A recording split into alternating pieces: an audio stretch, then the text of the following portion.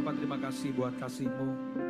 Kami mau belajar firman Tuhan. Dan kami satu hal yang kami percaya bahwa hidup ini tidak tergantung dari perkataan manusia, dunia. Tapi hidup ini tergantung dari setiap perkataan firman Tuhan. Bapak biarkan hati kami seperti tanah yang gembur yang siap menerima benih yang hidup daripada Tuhan. Berbicaralah kepada kami semua. Kami siap untuk belajar firman-Mu. Di dalam nama Tuhan Yesus kami mengucap syukur dan berdoa. Haleluya, yang siap terima firman Tuhan. Sama-sama katakan amin. Beri tepuk tangan yang terbaik buat Tuhan Yesus. Silakan dulu saudara. Puji Tuhan, shalom. Apa kabar? Saudara bersuka cita? Baik, dengan tidak mengurangi rasa hormat, terima kasih kepada Ibu Gembala, staf diaken pengerja di tempat ini, yang mengizinkan waktu bagi saya untuk membagikan firman Tuhan. Saya tadi diingatkan ternyata tidak terasa sudah 2 tahun, saya tidak melayani di tempat ini dan hari ini saya bisa berbagi firman kepada saudara. Dan sebentar saya jam 1:30 saya akan terbang ke Semarang untuk saya pelayanan di sana juga. Dan saya percaya bahwa hidup ini cuma karena kasih karunia saja. Jadi selama kita diberi kesempatan untuk melayani, maka layani Tuhan dengan sungguh-sungguh. Amin saudara. Baik, saudara saya beri judul khotbah saya, judulnya sederhana, judulnya adalah kerendahan hati. Kita akan belajar dari seorang perempuan yang bernama perempuan Kanaan. Saudara, saya percaya bahwa dalam hidup ini, selalu kita akan mengalami yang namanya proses dalam hidup. Tetapi percayalah, di balik setiap proses, akan selalu ada berkat yang Tuhan sediakan buat kita. Sebulan yang lalu kita baru memperingati yang namanya Hari Paskah. Hari Paskah itu kita rayakan hari apa saudara? Hari apa? Hari Paskah itu kita rayakan hari Minggu. Nah, Paskah itu bicara tentang hari kebangkitan Tuhan. Dan saudara harus tahu satu hal, bahwa sebelum ada hari Paskah, hari Minggu, hari kebangkitan, ada yang namanya hari Jumat, yang kita sebut dengan nama Jumat Agung. Nah saudara, dalam hidup itu kita persis mengalami yang namanya hari Jumat dan hari Minggu. Berapa banyak orang datang ke gereja yang mungkin hari ini belum mengalami Paskah, tetapi baru mengalami Jumat Agung. Ada apa di Jumat Agung? Jumat Agung, Yesus disalib. Jumat Agung, Yesus dihianati. Jumat Agung, Yesus dianiaya. Seringkali ketika kita percaya Tuhan, kita beriman, seringkali kita ditempatkan oleh Tuhan persis seperti di hari Jumat. Mungkin saudara hari ini berdoa kepada Tuhan, Tuhan, kenapa Tuhan tempatkan saya ada di hari Jumat? Hari Jumat di mana diproses, disalib, berdarah-darah, harus pikul beban, harus dihianati, harus digosipin, harus ditinggalkan. Tetapi saudara dengarkan saya, hari tidak hanya berhenti di hari Jumat. Karena setelah hari Jumat akan ada hari Minggu kebangkitan yang Tuhan akan sediakan buat saudara. Katakan amin. Tapi saudara harus ingat satu hal. Sebelum hari Minggu, dari hari Jumat akan ada satu hari. Namanya hari apa? Hari Sabtu. Ini yang saya sebut dengan kata the waiting day. Hari penantian. Makanya kalau saudara sedang disalib di hari Jumat, setia saja Pak. Karena sebentar lagi akan muncul hari Sabtu. Nah, hari Sabtu adalah hari penantian. Ada banyak orang ketika mereka diproses, mereka tidak sabar untuk menanti.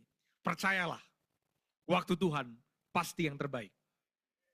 Kalau saudara hari ini sedang diproses di hari Jumat, percayalah, waktu Tuhan hari Minggu pasti akan datang dalam saudara. Nah, saudara, ada seorang perempuan, namanya perempuan Kanaan. Saudara, Kanaan bukan Israel. Dan kita akan belajar dari perempuan ini. Jarang sekali Yesus menyebut seseorang punya iman yang besar, kecuali kepada 2 orang ini. Yang pertama adalah perwira di Kapernaum, which is bukan orang Israel. Dan yang kedua, perempuan Kanaan, yang juga bukan orang Israel. Kita akan belajar ya, ternyata kerendahan hati itu bisa menarik hati Tuhan. Mari kita buka Alkitab kita yang bersuka cita, katakan amin. Mari kita buka Matius pasal 15 ayat yang ke-22. Kita baca bersama-sama. 1, 2, 3. Maka datanglah seorang perempuan Kanaan dari daerah itu dan berseru. Apa saudara? Kasihanilah aku ya Tuhan, anak Daud. Karena anakku perempuan kerasukan setan dan sangat menderita. Jadi hari itu tiba-tiba datang seorang perempuan datang kepada Yesus. Saudara dengarkan saya, iman itu jangan cuma mendengar, tetapi iman itu harus datang. Apa sih bedanya iman yang cuma mendengar dengan iman yang datang menjumpai? Iman cuma mendengar, nggak perlu ketemu dengan orangnya. Tetapi iman yang berjumpa berarti harus ketemu dengan orangnya. Nah, ada seorang perempuan namanya perempuan Kanaan. Perempuan Kanaan ini Pak, Kanaan itu bukan Israel. Bahasa saya sederhana. Ada seorang perempuan, bukan perempuan Kristen bahasa saya. Tiba-tiba dia datang, dia cari Yesus. Kenapa dia cari Yesus? Karena dia punya masalah. Masalahnya apa? Anaknya sakit dan sangat menderita.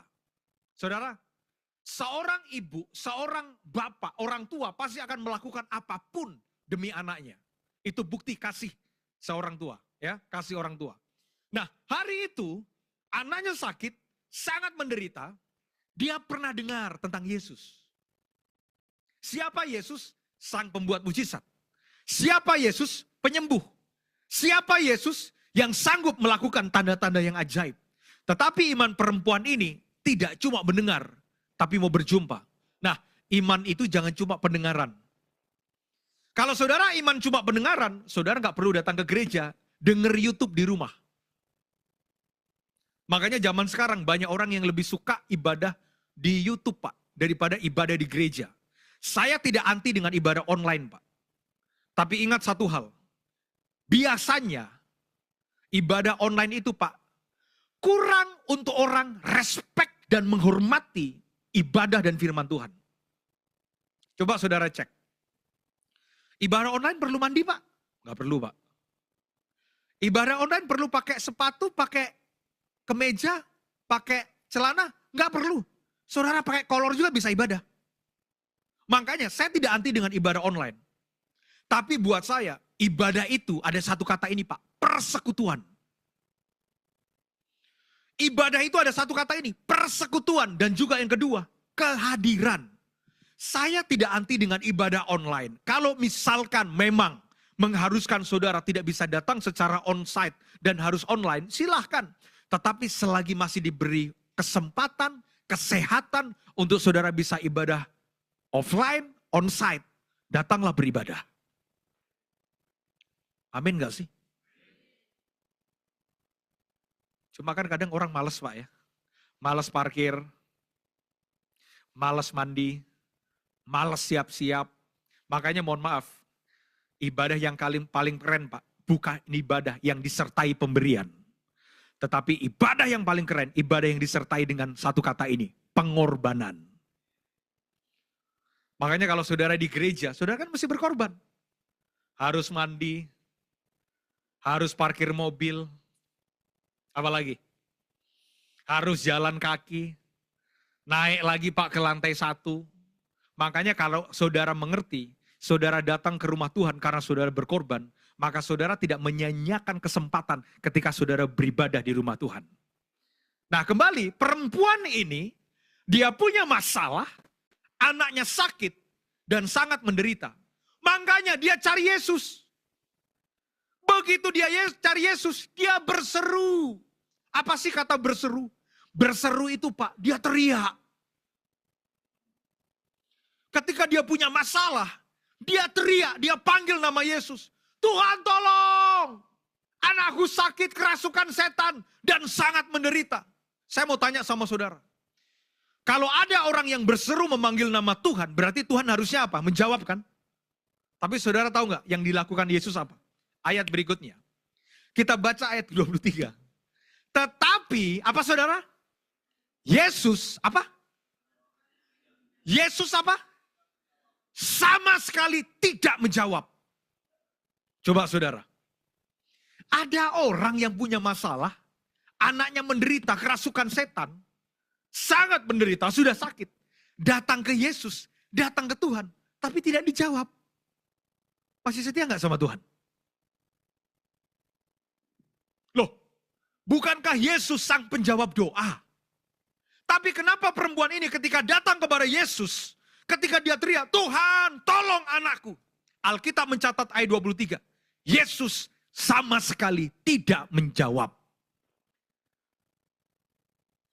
Masih setia nggak sama Yesus ketika saudara berdoa tapi doamu tidak dijawab? Makanya begini saudara ya. Iman itu kuat bukan ketika diberkati. Tetapi iman itu kuat ketika saudara mengalami proses dan salib dalam hidup. Saudara ya, Yesus itu ditinggalkan bukan karena dia tidak bisa buat mujizat. Tapi Yesus ditinggalkan ketika dia ditangkap, dia dihajar, dia dipaku di atas kayu salib. Orang-orang bingung, Pak. Bukankah dia yang buat mujizat? Kok mati? Bukankah dia yang mencelikkan mata orang buta? Kok mati? Makanya waktu Yesus buat mujizat dengan 5 roti 2 ikan, berapa orang yang berkumpul? 5.000, Pak. 5.000 orang berkumpul ketika Yesus buat mujizat. Pertanyaan saya, di mana 5.000 orang itu, Pak, waktu Yesus ada di atas kayu salib? Ada? Ada? Ada? Enggak ada, Pak. Makanya iman itu kuat, bukan karena berkat. Iman itu kuat karena proses dan salib. Makanya nggak heran waktu Tuhan bawa orang Israel keluar dari tanah Mesir, orang Israel tidak langsung masuk di tanah perjanjian. Mereka masuk di satu tanah namanya apa? Padang gurun. Makanya mereka protes sama Tuhan. Tuhan, katanya tanah perjanjian, kok padang gurun? Saya mau tanya sama saudara, Tuhan janjikan tanah perjanjian kan? Iya, Pak. Tuhan janji sama orang Israel lewat Musa. Musa, bawa umatku keluar dari tanah Mesir. Yang pertama, supaya mereka beribadah kepadaku. Yang kedua, aku sediakan satu tempat mereka, namanya tanah perjanjian. Begitu keluar dari tanah Mesir, mereka kaget. Kok bukan tanah perjanjian? Padang gurun. Makanya mereka protes sama Musa. Musa, bukankah tanah perjanjian? Tapi kenapa padang gurun? Jawabannya sederhana, Pak. Orang Israel sudah keluar dari Mesir. Tapi orang Israel belum keluar dari mental Mesir. Makanya Tuhan pakai padang gurun untuk menghabisi mental Mesir yang menempel di orang Israel. Apa itu mental Mesir? Musa, kami haus. Musa, kami lapar. Ada banyak orang Kristen datang ke gereja, mentalnya cuma begini, Pak. Haus, lapar. Kalau datang ke gereja, diberkati, diberkati. Makanya saudara datang hari ini bukan untuk diberkati. Karena saudara datang hari ini, karena saudara sudah diberkati. Makanya setting dari rumah, Pak, datang ke gereja bukan meminta. Setting dari rumah, datang ke gereja untuk memberi. Pemberian apa? Enggak bicara persembahan, bukan. Bicara tentang penyembahan yang menyukakan hati Tuhan di rumah Tuhan. Giving ke dia, Pak. Karena kita enggak punya alasan lagi untuk kita enggak menyembah. Makanya kita tidak sibuk pada persembahan. Kita sibuk pada penyembahan. Persembahan itu pemberian. Penyembahan itu pengorbanan. Nah, perempuan ini datang ke Yesus, dia nggak dijawab. Makanya tidak semua doa saudara harus dijawab sama Tuhan. Ada banyak orang kecewa sama Tuhan, karena begitu dia berdoa nggak dijawab. Nah, ada 3 jawaban doa yang ketika saudara berdoa kepada Tuhan, Tuhan akan jawab dengan 3 jawaban ini. Yang pertama, he say yes. Oke, dia jawab doa saudara. Tapi tidak selamanya Tuhan menjawab doa saudara. Yang kedua, dia jawab no. Saudara, anak saya Bradley usia 3 tahun. Anak saya ini Bradley ini lucunya minta ampun, Pak. Lucu, ganteng, Pak. Lucu banget. Kalau saudara nggak percaya, lihat aja wajah bapaknya, selucu itu wajah anaknya. Anak saya, Pak Bradley, trust me, I am the one who love him. Saya sayang sama dia, Pak. Saya sayang sama anak saya. Oh, untuk anak saya, Pak, mau minta apapun, Pak. Saya bilang sama Mbak di rumah, Bradley kasih susu terbaik, kasih makanan terbaik, kasih pendidikan terbaik ke istri. Saya bilang begitu ke istri. Pak, untuk anak saya, Pak, saya rela kerja keras. Yang penting anak saya dapat susu terbaik. Bapak model saya saja, Pak, tahu yang terbaik buat anak. Apalagi Bapak saudara di sorga. Gak usah takutlah dalam hidup. Cuma, kalau anak saya Bradley usia 3 tahun. Tiba-tiba dia datang ke saya, Pak. Dia bilang begini, Daddy, oke, kenapa nak? Daddy sayang sama Bradley enggak? Sayang. Boleh enggak Bradley minta mobil? Oh, tunggu dulu. Hanya bapak gila yang memberikan anaknya sesuatu yang belum cukup usianya. Betul gak? Anak saya minta mobil, jangankan mobil, lu minta truk juga gue beliin gitu loh. Cuma saya akan lihat, wait, Tunggu waktunya, nak. Seringkali Tuhan tidak memberikan kepada saudara, bukan karena Tuhan tidak sayang. Seringkali Tuhan tidak memberikan kepada saudara, karena Tuhan tunggu sampai saudara siap. Karena kalau anak saya usia 3 tahun, 4 tahun, 5 tahun, dia minta mobil, saya belikan Pak. Justru karena pemberian saya bisa mencelakakan hidupnya. Saudara, jangan tersinggung dengan saya. Saudara tidak akan pernah temukan dosanya Daud apa waktu Daud masih miskin. Tapi waktu Daud sudah jadi raja, dia hidup dalam dosa perzinahan. Dia jadi otak pembunuhan atas kematian Uria. Apa yang salah, Pak? Ternyata hati manusia bisa berubah cuma karena diberkati Tuhan. Saya mau tanya sama saudara, istana Daud itu datangnya dari siapa? Tuhan kan? Mahkota Raja Daud datangnya dari siapa? Tuhan kan? Tapi kenapa? Justru karena berkat, justru karena jadi raja, justru karena di istana, dia hidup dalam perzinahan, dia jadi otak pembunuhan atas kematian Uria. Bukan berkatnya yang salah, Pak. Tapi kondisi Daud yang berubah cuma karena berkat. Makanya saya berdoa kepada saudara. Saudara silahkan diberkati. Tetapi sikap hatimu tetap sama. Karena saudara tahu berkat cuma bonus dan tidak akan berubah karakter saudara. Tapi banyak orang, Pak, bisa berubah karena berkat. Daud pun bisa berubah karena berkat Tuhan. Makanya berkat itu pemberian Tuhan. Biarkan berkat itu cuma di tangan saudara. Jangan ada di hati saudara. Jangan pernah berkat itu menggeser posisi Tuhan di hati saudara. Nah, perempuan ini ketika dia berteriak kepada Tuhan, Tuhan gak jawab. Kalau saya jadi perempuan ini, Pak, saya akan marah sama Yesus. Katanya penuh kasih, tapi kok gak dijawab. Terus, ayat tadi. Yang bersuka cita, katakan amin. Dia bilang begini, lalu murid-muridnya datang dan meminta kepadanya. Apa saudara kita baca yang kuat? 1, 2, 3. Suruhlah ia pergi. Ia mengikuti kita dengan berteriak-teriak. Bayangkan saudara, seorang ibu anaknya sakit. Dia teriak sama Yesus, Tuhan, tolong anakku Tuhan. Yang pertama, Yesus gak jawab. Yang kedua, Pak, perempuan ini diusir. Masih tetap setia, cari Tuhan. Gak usah Yesus lah, di gereja ini. Saudara punya masalah, datang ke gembala saudara. Ibu gembala, tolong Bu Gembala, anak saya sakit. Dan ibu gembala tidak menjawab saudara. Saudara akan bilang apa? Ya model-model pendeta akhir zaman model begini yang kurang ajar ini. Tidak hanya perempuan itu tidak dijawab. Tapi diusir loh. Tadi kan murid-muridnya kan bilang, suruh dia pergi. Perempuan itu diusir. Pergi kau. Teriak-teriak aja kau. Oh kalau saya jadi perempuan ini. Ya model-model majelis murid yang model begini ini. Saudara, jangan pernah menghalangi hati saudara tetap mencari Tuhan, sekalipun saudara mengalami penolakan. Perempuan ini mengalami penolakan, tetapi hatinya Pak, dia tetap kejar Yesus. Yesus tidak jawab, dengarkan saya. Waktu perempuan ini teriak, Tuhan tolong aku. Yesus tidak jawab. Yesus tidak jawab, bukan berarti Yesus tidak mendengar. Ada saat di mana dalam hidup saudara berdoa, Tuhan tidak jawab. Tapi bukan berarti Tuhan tidak mendengar. Mungkin dia tidak jawab sekarang karena ada satu kata ini. Tunggu. Nah proses menunggu ini Pak, banyak orang gak sabar. Banyak orang gak sabar karena menunggu. Orang Kristen itu maunya begini. Datang hari ini berdoa, malam langsung dapat Pak. Enggak. Tuhan saya dan Tuhan saudara, Tuhan proses. Dan Tuhan itu Pak, bicara kepada kita, itu langkah demi langkah, supaya mengajarkan kita tetap setia dan bergantung kepada Tuhan.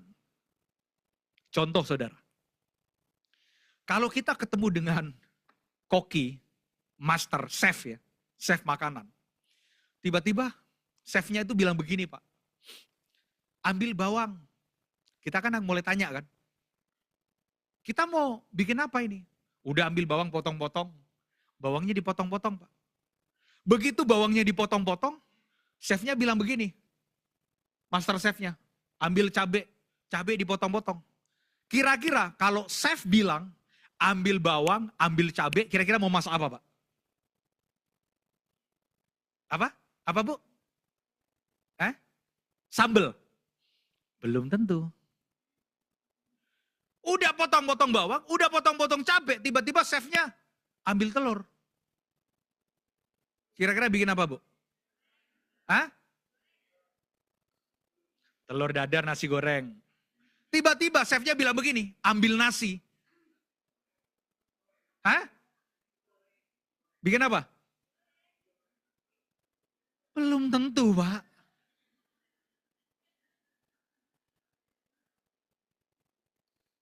Kapan saudara ngerti akan jadi makanan apa? Pas jadi Pak. Begitu pas jadi, terus kita lihat, bilang kayak dari awal nasi goreng. Nah, kalau saudara tahu dari awal nasi goreng, saudara nggak akan belajar untuk setia ngambil barang itu satu demi satu. Terkadang Tuhan itu gitu. Terkadang Tuhan itu dalam hidup kita Pak, Dia proses kita begini, Dia proses kita begitu, sampai akhirnya kita begini. Bilang kayak Tuhan kalau memang Tuhan mau bicara begini. Enggak Pak. Alkitab mencatat begini. Firman-Mu, pelita bagi, dan terang bagi. Coba, siapa sih Pak yang gak pengen jalan hidupnya terang 10 kilometer ke depan? Tapi Tuhan gak pakai cara begitu Pak. Tuhan itu pakai cara, firman itu seperti pelita yang ditaruh di kaki. Bagaimana caranya supaya saudara bisa lihat jalan kehidupan di depan? Saudara harus melangkah. 1 meter, baru kelihatan 1 meter. 1 meter lagi, baru kelihatan 1 meter. 1 meter lagi, baru kelihatan 1 meter. Supaya saudara belajar untuk setia langkah demi langkah. Tapi kita kadang jadi orang Kristen Pak, kita maunya langsung terang semua sampai di depan. Enggak. Cara Tuhan akan mengajarkan kita setiap langkah demi langkah supaya kita belajar setia kepada Tuhan. Dan percayalah, langkah demi langkah sekalipun lewat lembah kekelaman, pasti ujungnya pada berkat Tuhan.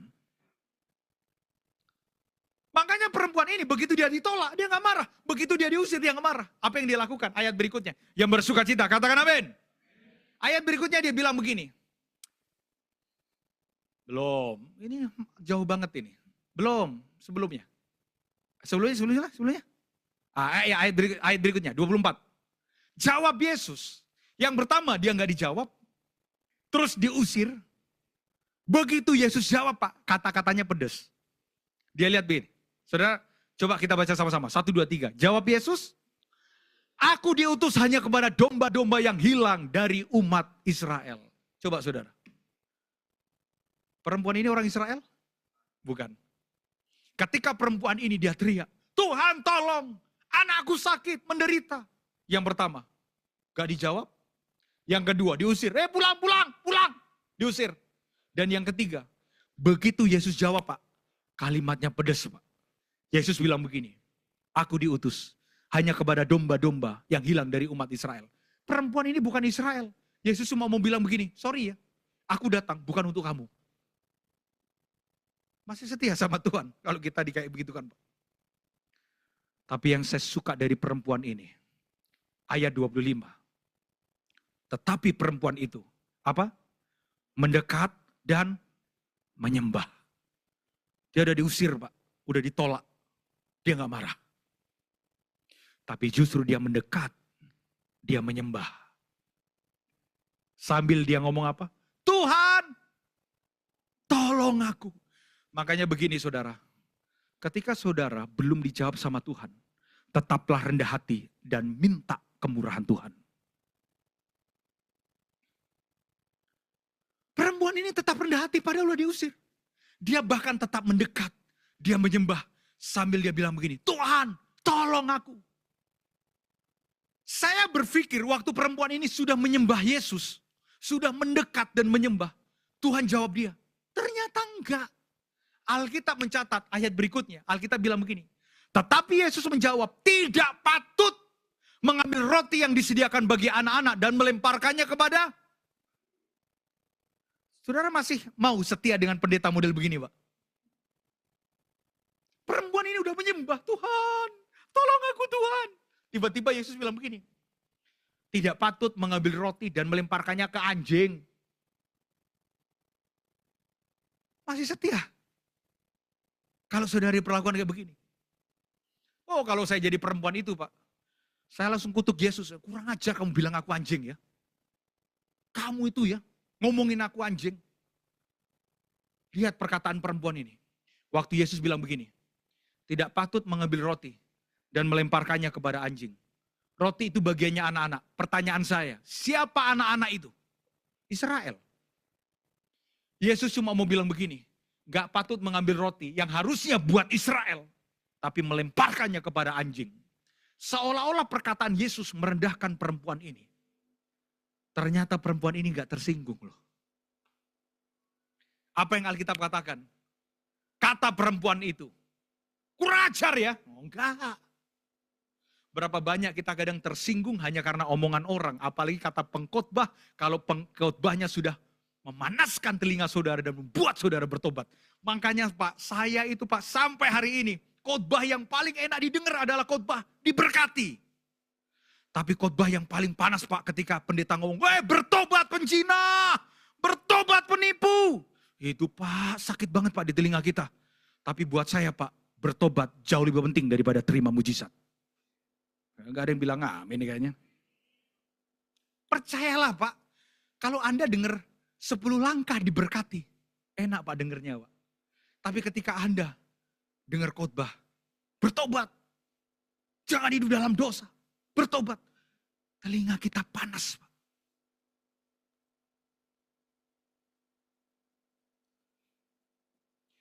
Saya ini pendeta yang apa adanya ya. Sebentar saya cerita kesaksian hidup saya, yang hari ini saya sangat diberkati Tuhan. Satu kali ada seorang laki-laki datang ke saya, dia bawa calon istrinya. Waduh Pak, saya ini di pemerintahan Pak. Jadi teman saya itu ya teman orang pemerintahan, dia minimal teman saya itu orang di intelijen. Dia datang Pak. Pak Pendeta, saya mau tanya dan mau konseling. Ya saya jawab lah, mau konseling apa Pak yang Bapak bawa itu istrinya orang? Udah marah Pak sama saya Pak. Mau apa? Mau membenarkan sesuatu yang salah? Saya hamba Tuhan. Saya bilang, Bapak mau konseling apa Pak? Yang Bapak bawa istrinya orang kok. Dan secara sah, masih sah di mata hukum negara. Udah marah Pak sama saya Pak. Begitu dia marah. Ya sudah Pak, saya cuma ingatkan Pak, jadi Kristen gampang, bertobat yang susah.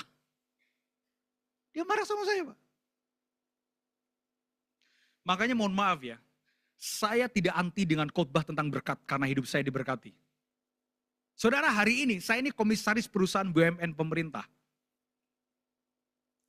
Saya di kementerian, sangat diberkati Tuhan. Istri saya Pak, sebulan yang lalu diangkat jadi komisaris juga. Jangan tanya tentang berkat lah, saya sangat diberkati Tuhan. Mulai dari usaha restoran saya, usaha pertambangan saya sangat diberkati Tuhan. Tapi saya belajar satu hal, berkat Pak, gak jauh lebih penting dari satu kata ini, bertobat dan hidup sungguh-sungguh. Ada yang bilang, amin nih saudara ini. Percayalah Pak. Tadi saya cerita Pak di ruangan Pak. Anda bisa tanya, ini ada staf saya ini. Saya ini Pak, mulai dari sekretaris lah, meminta ajudan juga dikasih lah. Saya bilang, gak penting kalau saya pelayanan, saya hamba Tuhan. Gak perlu pakai ajudan. Kalau saya pelayanan ke pelosok Pak, gak perlu harus. Kalau saya terbang, saya kan pejabat pemerintah. Pesawatnya harus bisnis ya. Gua suntik juga yuk pantat lu Bambang. I'm serious. Kita Pak, satu kata ini Pak, yang paling susah dalam hidup kita. Apa? Rendah hati. Susah Pak. Kalau diberkati gampang Pak. Tapi rendah hati Pak, susah. Karena rendah hati itu Pak, berhubungan dengan pride manusia daging kita. Makanya orang Kristen itu harus disalib di atas kayu salib. Supaya kebanggaan itu tersalib. Supaya kalau ketemu orang Pak, gak lagi bawa tentang manusia dirinya. Tapi bawa tentang Tuhan di dalam hidupnya. Nah, perempuan ini, Anda tahu apa yang Yesus lakukan kepada perempuan ini? Yesus sedang merendahkan hati dan dirinya dia. Supaya dia tetap bergantung kepada Tuhan. Dia teriak, Tuhan tolong. Gak dijawab. Murid-muridnya, usir dia. Habis itu Yesus bilang begini, tidak patut mengambil roti dan melemparkannya kepada anjing. Tapi yang saya suka dari perempuan ini, dia nggak tersinggung. Dia bilang apa di ayat tadi? Benar Tuhan. Dia bilang apa tadi? Coba ditampilkan. Kata perempuan itu apa saudara? Benar Tuhan. Namun anjing itu makan remah-remah yang jatuh dari meja tuannya. Aduh. Waktu Yesus bilang begini, tidak patut mengambil roti dan melemparkannya kepada anjing. Kalau saya jadi perempuan itu saya bilang gini, kurang aja nih orang bilang gua anjing. Tapi perempuan itu gak tersinggung. Dia bilang begini, benar Tuhan, akulah anjing itu. Wow. 4 tahun yang lalu saya tinggal di Manado. Tadi ibadah yang pertama saya cerita tentang bagaimana saya dengan istri saya menikah. Saudara, saya lahir dari keluarga yang sangat sederhana, keluarga kampung. Dan istri saya itu lahir dari keluarga yang sangat berkecukupan, bisnis banyak. Mertua saya itu bisnisnya banyak banget Pak. Jadi mertua saya di Manado itu, mertua saya itu buka toko, buka bengkel, cuci mobil, ganti oli.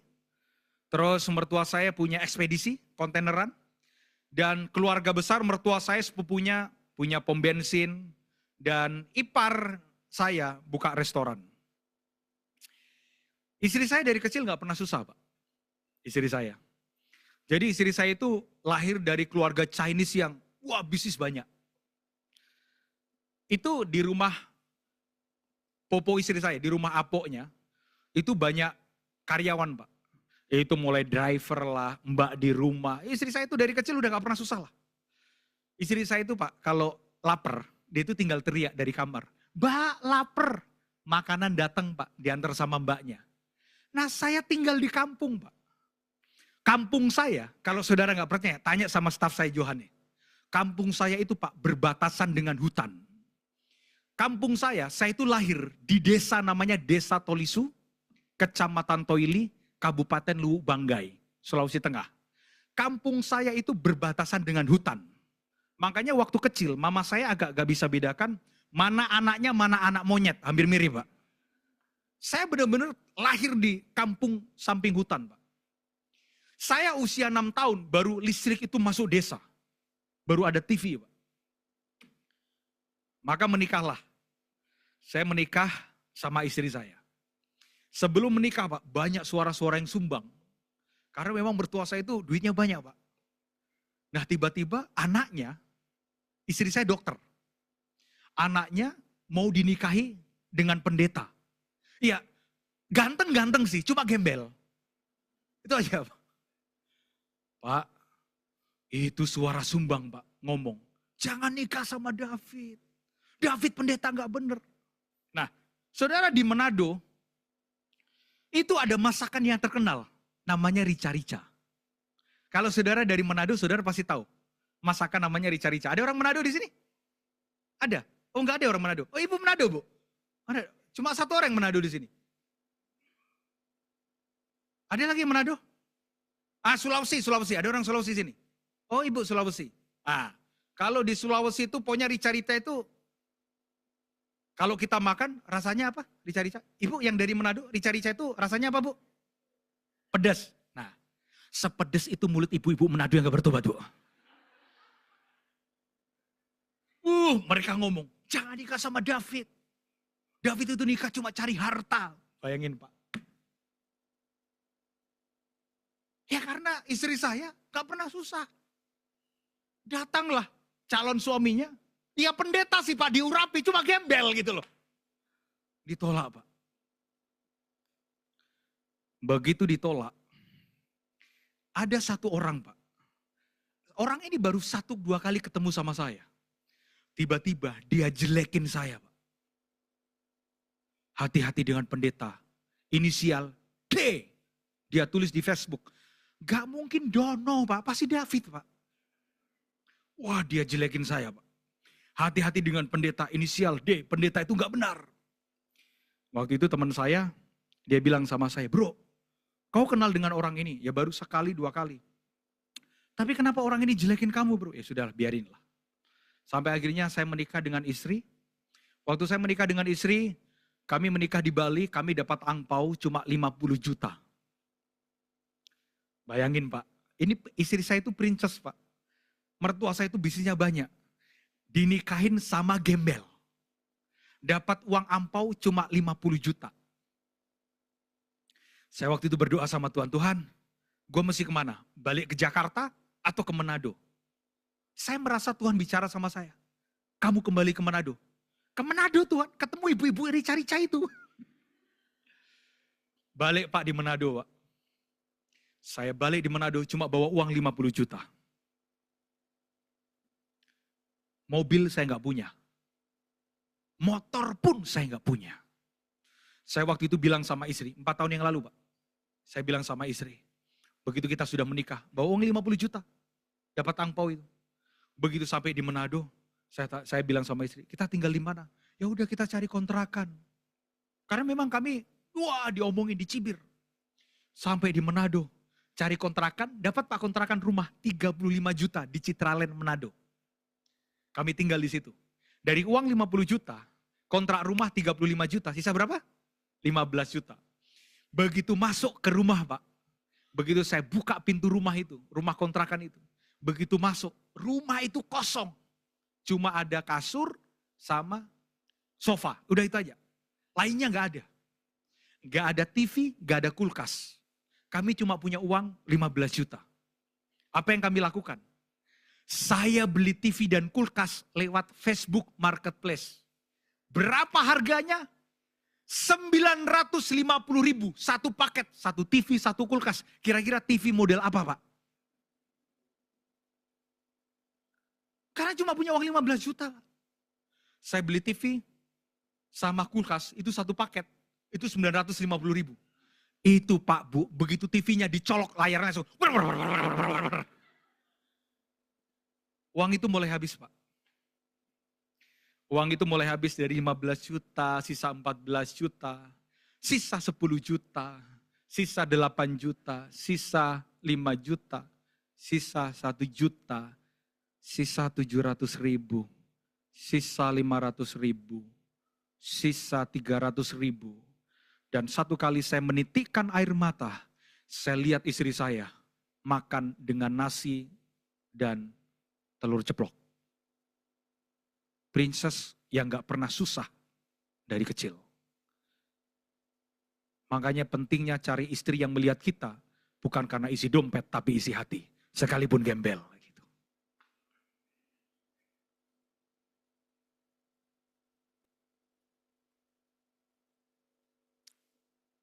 Saya lihat istri saya makan nasi dengan telur ceplok. Sisa uang 300.000.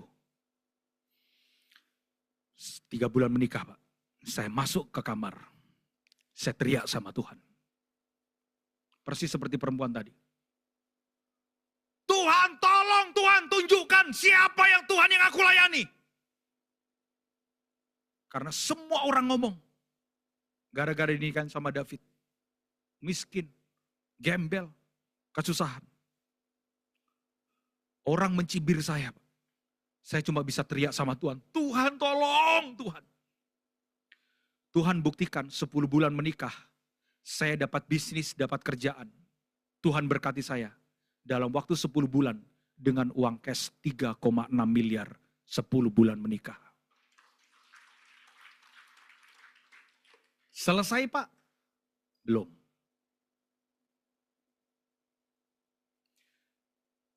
Saya hari itu saya bilang sama istri, rumah yang kita kontrak kita beli. Puji Tuhan, akhirnya kita bisa beli rumah itu yang di Citraland. Kalau saudara lihat di Manado itu ada patung Yesus. Nah itu persis di bawahnya patung Yesus Pak. Ya lumayan diberkati sama Yesus Pak rumah saya Pak. Yang di Manado. Saya belikan istri saya rumah. Istri saya Pak dari gembel gak punya apa-apa kita berdua. Dia tiba-tiba minta, sayang belikan aku mobil besar ya. Saya belikan dia mobil. Mobil pertama, saudara kalau saya cerita berkat jangan saudara bilang, pendeta kemakmuran ini. Saya cerita proses Tuhan. Istri saya belikan mobil Fortuner. Istri saya belikan mobil Alphard.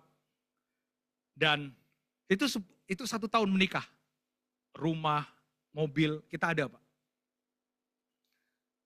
Tapi saya belajar tetap rendah hati untuk tidak sombong.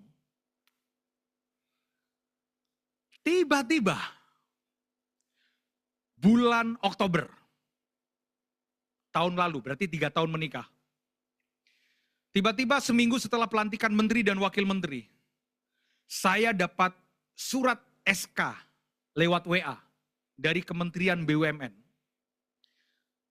Yang isinya begini, selamat Pak David Herson, itu persis seminggu setelah pelantikan menteri dan wakil menteri. Saya di usia tahun lalu 34 tahun Pak. Tiba-tiba saya ditunjuk jadi komisaris di perusahaan BUMN. Namanya PT Wijaya Karya Realty. Saudara bisa cek nama saya, saudara bisa Google nama saya. Begitu saya ditunjuk, saya jadi pejabat di kementerian, saya ditempatkan sebagai komisaris independen. Perusahaan saya Pak yang saya pimpin, nilai valuasinya saudara bisa cek di internet, 15,3 triliun. Dan saya komisarisnya. Yang luar biasanya adalah, saya ceritakan kepada saudara. Waktu saya ditunjuk sebagai komisaris, saya datang Pak, di kantor. Waktu saya datang di kantor, saya ketemu dengan 5 komisaris yang lain, yang sejajar dengan saya. Karena di situ ada 6 komisaris Pak.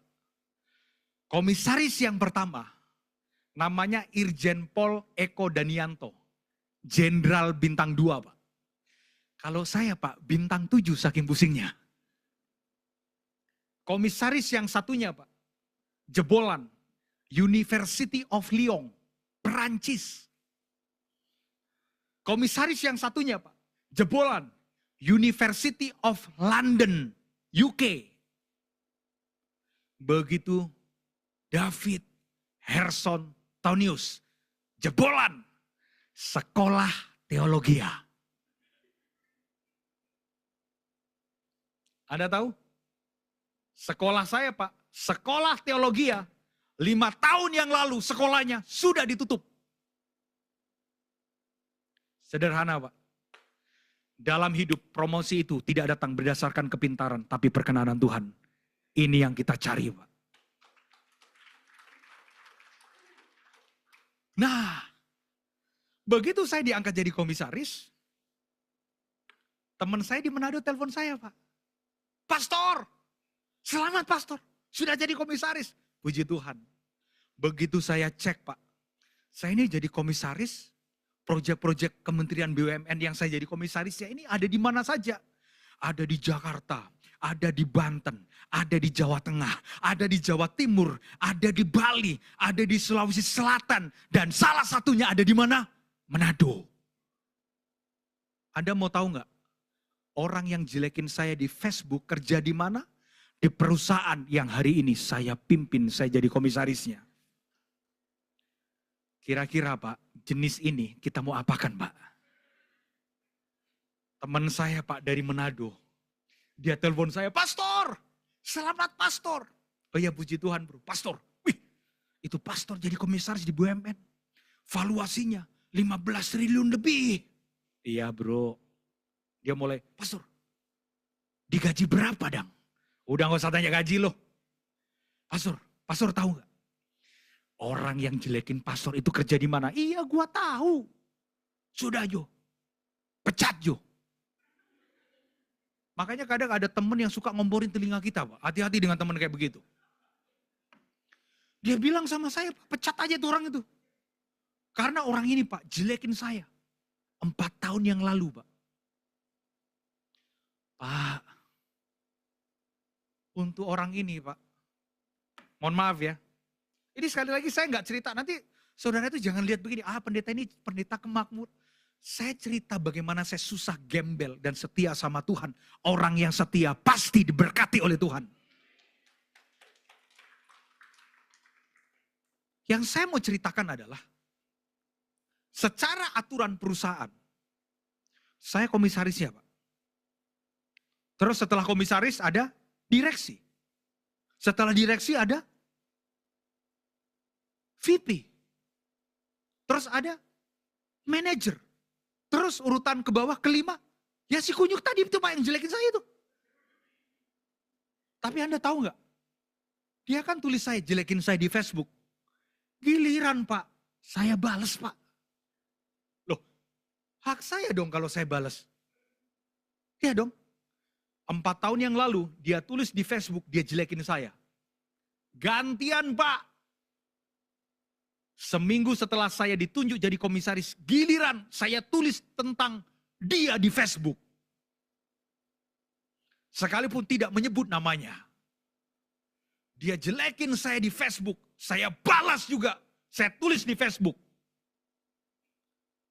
Saya tulis di Facebook, hidup adalah perjalanan.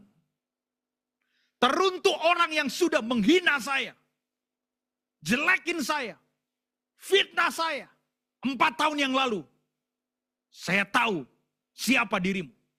Tapi saya janji yang pertama. Saya tidak akan pecat Anda.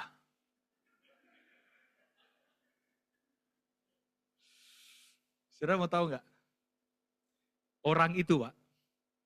Waktu saya tahu saya diangkat jadi komisaris pimpinan tertingginya. Tiap hari orang itu kata teman saya sakit perut. Dia ada ketakutan Pak mau dipecat. Saya tulis di Facebook saya. Dulu kan dia tulis di Facebook jelekin saya. Saya balas. Kalau saudara tidak percaya, silahkan cek Facebook saya David Herson bulan November awal tanggal 2. Nah saya tahu, kadang kan Jumat ada yang kepo kan. Silahkan cek, silahkan. Saya tulis Pak kalimat yang pertama, saya janji, saya tidak akan pecat Anda. Karena orang yang diurapi Pak tidak akan membalas kejahatan dengan kejahatan, tapi justru memberkati orang. Yang kedua Pak lebih keren. Poin yang kedua saya tulis. Saya janji. Kalau Anda kerja baik. Saya akan naikkan jabatan dan gaji Anda. Wih, Pak. Itu justru yang membuat Pak kita semakin diberkati Tuhan. Ketika kita disakiti justru kita memberkati orang. Aduh, kadang orang Kristen Pak ya, mohon maaf ya. Begitu disakiti Pak pembalasannya lebih kejam dari Tuhan yang membalas Pak. Saya belajar satu hal, Tuhan kenapa dulu Tuhan proses supaya kamu rendah hati. Sekarang Tuhan, kamu diberkati, kamu harus rendah hati. Dan 2 bulan yang lalu Pak, saya pulang ke Manado. Waktu saya pulang ke Manado Pak, sampai di bandara Pak. Waduh, itu protokol udah jemput saya Pak. Siapa komisaris? Siapa komisaris? Saya bilang sama protokol, gak usah begitu, gak penting. Saya cek Pak di proyek saya. Di proyek Wika Realty Pak. Orang itu, si kunyuk itu Pak ada di situ Pak. Tahu gak saudara? Saya bilang apa sama dia? Saya rangkul. Bro, kita saudara. Dia Pak udah begini Pak. Dia lagi mikir nih, aduh besok kayaknya udah gak masuk kantor lagi nih gue ini. Saya peluk Pak, kita saudara. Besoknya Pak, kebetulan saya punya restoran di Manado. Saya ajak dia makan di restoran saya. Coba kalau saya gak bertobat Pak, gue kasih sianida. Tapi kita ini anak Tuhan, kita berkatin orang Pak.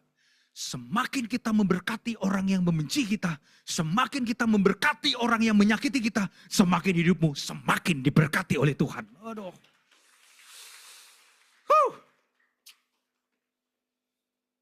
Makanya perempuan ini, sekalipun dia direndahkan, dia tetap rendah hati. Tuhan, akulah anjing itu Tuhan. Tiba-tiba Yesus bilang begini. Ayat terakhirnya kita baca. 1, 2, 3. Maka apa saudara? Yesus menjawab dan berkata kepadanya, hai ibu, besar imanmu. Maka jadilah kepadamu seperti yang kau kehendaki. Dan seketika itu juga anaknya sembuh. Saudara, rendah hati membuat ibu ini diberkati. Ketika dia diusir, ketika dia ditolak, tidak dijawab. Dia tetap rendah hati mencari Tuhan. Saya kenal dengan namanya tercatat sebagai 10 orang terkaya di Indonesia. Tahun lalu saya diundang sama beliau. Beliau ini adik kakak. Kalau saudara pernah kenal dengan nama Martua Sitorus, ya saudara pasti tahu keluarga ini. Wilmar Group, kalau saudara tahu, Wilmar Group.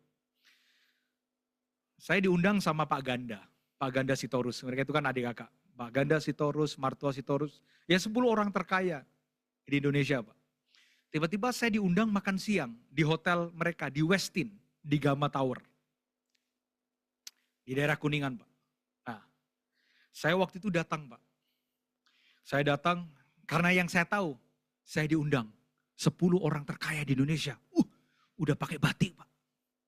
Pakai batik yang rapi banget. Klimis, ganteng Pak. Laler nempel kepleset saking gantengnya. Begitu saya masuk ketemu beliau. Saya lihat, saya kan belum pernah ketemu. Beliau ini yang mana Pak? Mohon maaf ya, ada bapak-bapak tua duduk di pojok Pak. Tiba-tiba begitu saya ada di situ, saya dikenalkan. Saya begitu dikenalkan, Pak, izin Pak, ini Pak David. Oh, Pak David. Ternyata beliau Pak, yang 10 orang terkaya itu. Nah, duduk makan Pak. Begitu duduk makan, beliau di depan itu, saya di sini Pak. Begitu duduk makan, beliau ngomong begini, Pak David, coba tebak, baju saya harga berapa? Kita gak berani tebak Pak. Baju saya harga berapa? Dia bilang, baju saya ini harganya 120.000. Langsung saya tuh kayak pengen copot baju saya Pak. Ini. Langsung dia bilang, Pak David tebak, jam tangan saya harga berapa? Saya langsung begini Pak, jam tangan saya ini harga 400.000.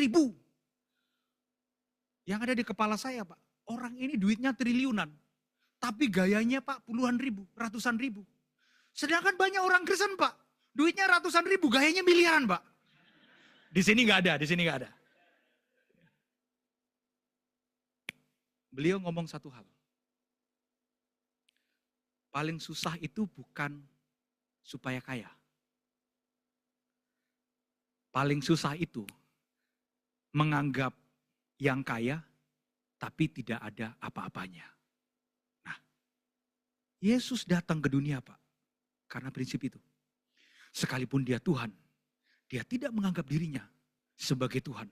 Bahkan rela mati, mengosongkan dirinya, mati di atas kayu salib. Kita orang Kristen, kalau diberkati, biasa saja Pak. Karena berkat itu cuma bonus. Jangan kita berubah karena cuma berkat. Makanya sederhana Pak, tetap rendah hati. Karena semakin orang rendah hati, akan semakin diberkati. Katakan amin.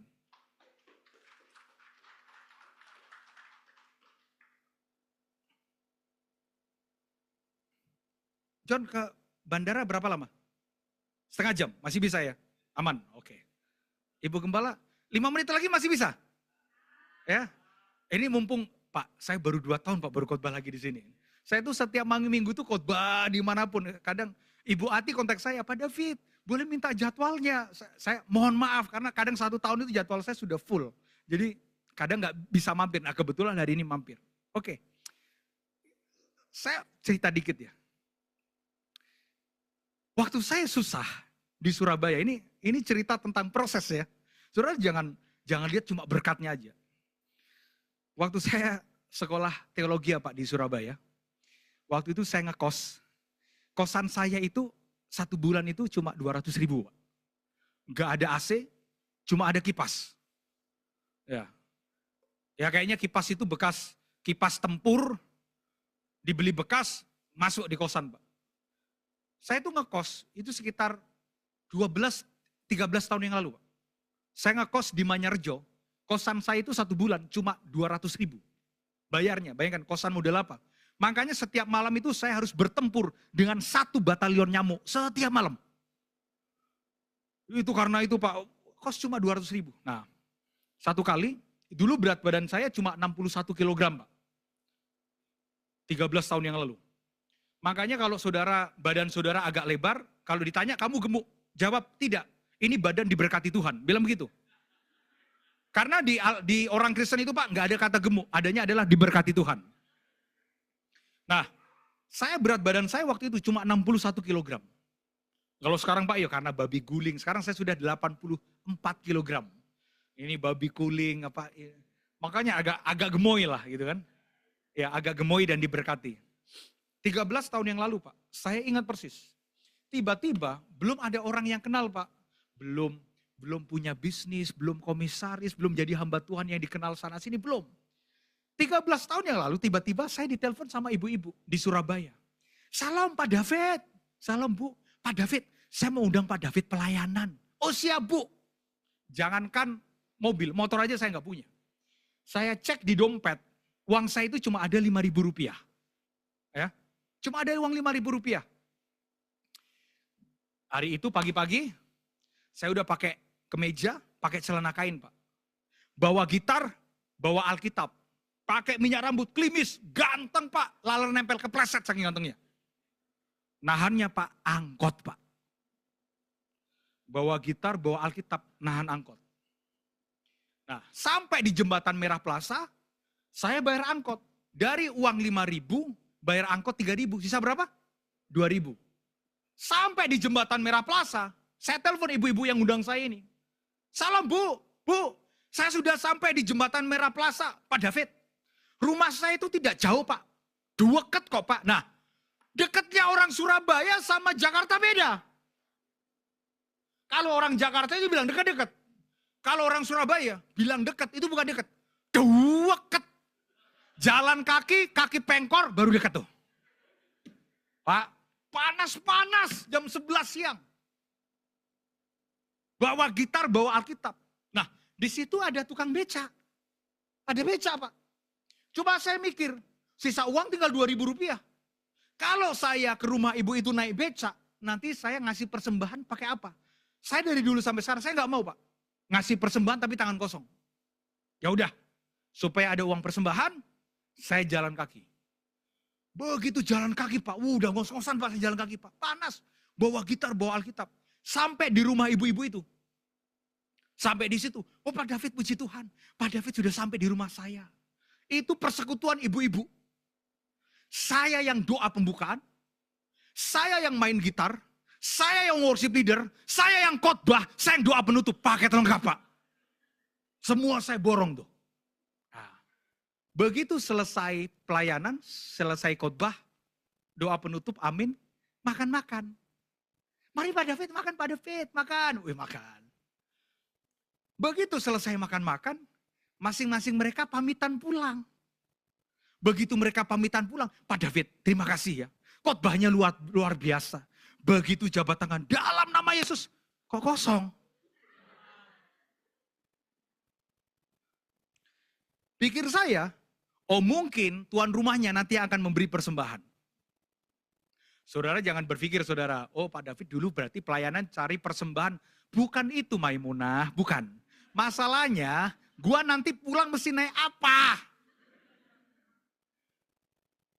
Begitu saya ambil gitar, saya ambil Alkitab. Mungkin yang memberi persembahan, ibu tuan rumahnya. Nah, buat seorang hamba Tuhan, buat seorang pendeta yang pelayanan, itu ada 2 jenis persembahan Pak. Yang pertama namanya PK. PK itu singkatan dari persembahan kasih, biasa amplop yang ada isinya. Yang kedua namanya PT. PT itu persembahan, thank you Pak, terima kasih Pak. Begitu saya jabat tangan sama tuan rumah ini, Bu, terima kasih Bu ya. Saya sudah diundang pelayanan. Ibu ini bilang, Pak David khotbahnya luar biasa Pak. Nanti kita undang lagi Pak David datang pelayanan di tempat saya Pak David. Terima kasih Bu, terima kasih ya. Pamit pulang Bu. Begitu jabat tangan dalam nama Yesus, puji Tuhan. Kosong. Ya udah. Apa yang saya lakukan? Saya ambil gitar. Saya ambil Alkitab, jalan kaki dari Jembatan Merah Plaza ke Manyarjo. Anda mau tahu jaraknya berapa? Silahkan cek. 20 km lebih.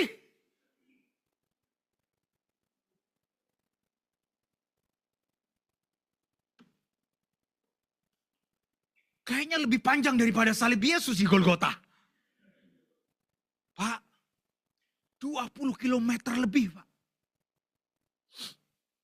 Saya bawa gitar. Saya bawa Alkitab. Pemain piano mana pemain piano? Supaya agak dramatisir sedikit. Mana pemain piano? Saudara, jalan kaki panas jam 1:30, Pak. Bayangkan. Wah, itu Pak. Saya itu kan kalau pelayanan, saya itu kan selalu pakai celana kain, pakai sepatu pentofel. Kasih saya chord Pak, langsung cuntreng Bayangin panas jam 1:30, bawa gitar, bawa Alkitab. Begitu jalan kaki pertama, Pak, 1 kilo pertama, lagunya itu. Indah rencanamu, Tuhan, di dalam hidupku. 1 kilo, Pak. Nah, begitu sudah sampai 10 kilo, Pak, 10 kilo. Lagunya beda, Pak. Yesus perhatikan tiap tetesan air mata. Nah, begitu 11 kilo, lagunya beda lagi, Pak. Di puncak Golgota ada penyalipan. Itu, Pak, udah kilometer 11, 12, dekat Tunjungan Plaza. Kaki saya kok sakit. Karena saya pakai sepatu pentofel, Pak. Saya buka, Pak, sepatu saya, Pak. Lecet dari ujung ke ujung, Pak. Sakit, Pak. Panas. Sakit. Coba kalau saya pendeta nggak bertobat.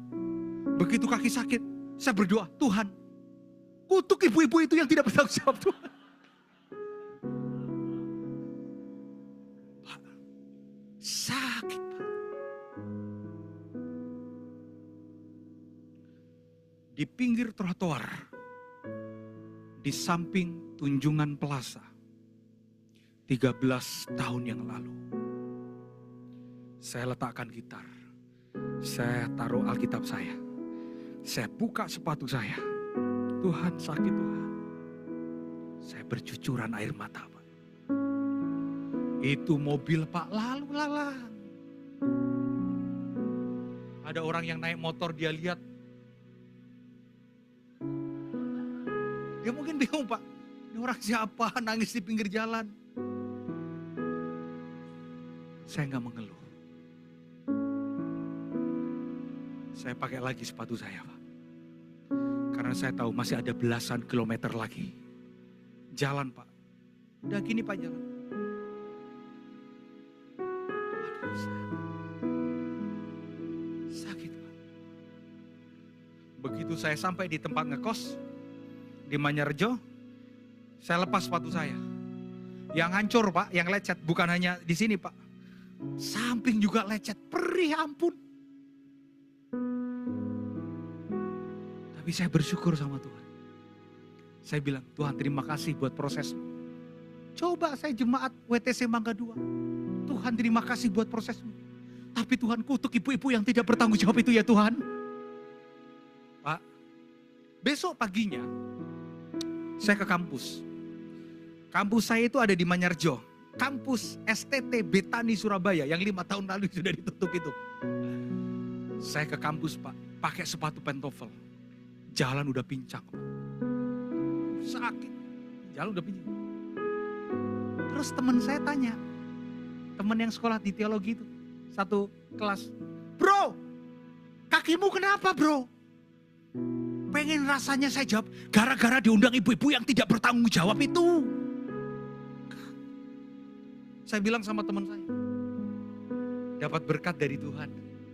Teman saya bilang begini, berkatnya kok pincang, kenapa gak putus sekalian kakinya, bro? Rajar juga tuh orang itu. Mohon maaf ya saudara. Sudah 13 tahun. Tapi dengan kaki yang sama, Pak. Hari ini, atas anugerah Tuhan, saya sudah keliling ke 34 negara untuk berkhotbah dan mengabarkan Injil Tuhan. Dengan kaki yang sama ini Pak, udah bicara kepada presiden, udah bicara kepada wakil presiden, udah bicara di delegasi-delegasi besar, berkhotbah mengabarkan Injil Tuhan. Diangkat jadi komisaris, menikmati berkat Tuhan. Udah tahu apa rasanya kesusahan sampai diberkati Tuhan dengan angka yang mungkin saudara bilang tidak masuk akal. Ngalamin pembelaan Tuhan, ngalamin berkat yang terbaik. Tapi dengan kaki yang sama, sekalipun sudah diberkati di tempat yang lain, diberkati berlimpah, mulai dari fasilitas, mulai dari berkat, mulai dari rumah. Tapi kaki yang sama ini Pak masih tetap setia di jalur Injil untuk berkhotbah dan mengabarkan berita sukacita.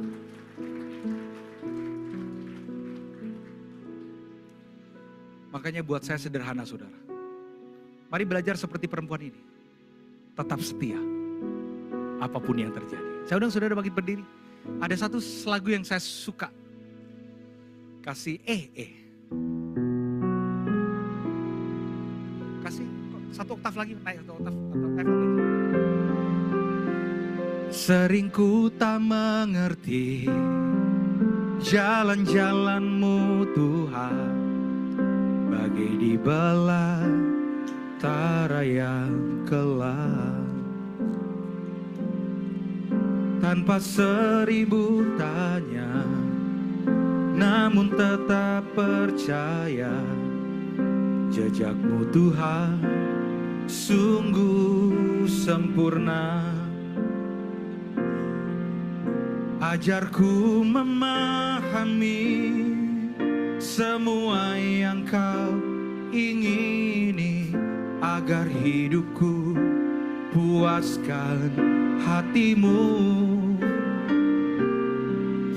Bagimu aku rela sepenuh hati menghamba, serahkan diri, genapi karya-Mu. Kita nyanyikan dari awal. Sering ku tak mengerti, sering ku tak mengerti jalan-jalan-Mu Tuhan, bagai di belantara yang gelap. Tanpa 1000 tanya, namun tetap percaya. Jejak-Mu Tuhan sungguh sempurna. Ajarku memahami semua yang Kau ingini, agar hidupku puaskan hati-Mu. Bagimu aku rela sepenuh hati menghamba, serahkan diri, genapi karya-Mu. Sambil mengangkat tangan kita nyanyikan dengan iman. Come on, sing it. Ajarku memahami semua yang Kau ingini, agar hidupku puaskan hati-Mu. Bagimu aku rela sepenuh hati menghamba, serahkan diri, genapi karya-Mu. Ajarku memahami semua yang Kau ingini, agar hidupku puaskan hati-Mu. Bagimu aku rela sepenuh hati menghamba, serahkan diri, genapi karya-Mu. Mari kita berdoa. Bapa, terima kasih, mengucap syukur buat kasih-Mu Tuhan. Berkati kami siang hari ini untuk kami setia apapun yang terjadi. Karena kami percaya orang yang setia pasti diberkati. Ajarkan kami satu hal, tetap setia untuk berjalan dengan iman. Tetap setia melayani, untuk tetap setia menyembah Tuhan. Sampai memutih rambut kami, hati kami tetap kepada Yesus. Terima kasih Bapak. Ajarkan kami seperti perempuan Kanaan, sampai akhirnya melihat mujizat Tuhan. Terima kasih, berkati kami semua. Di dalam nama Tuhan Yesus kami berdoa, kami diberkati. Haleluya. Yang percaya sama-sama katakan Amin. beri tepuk tangan terbaik buat Tuhan Yesus. Silakan pada worship leader. Silakan.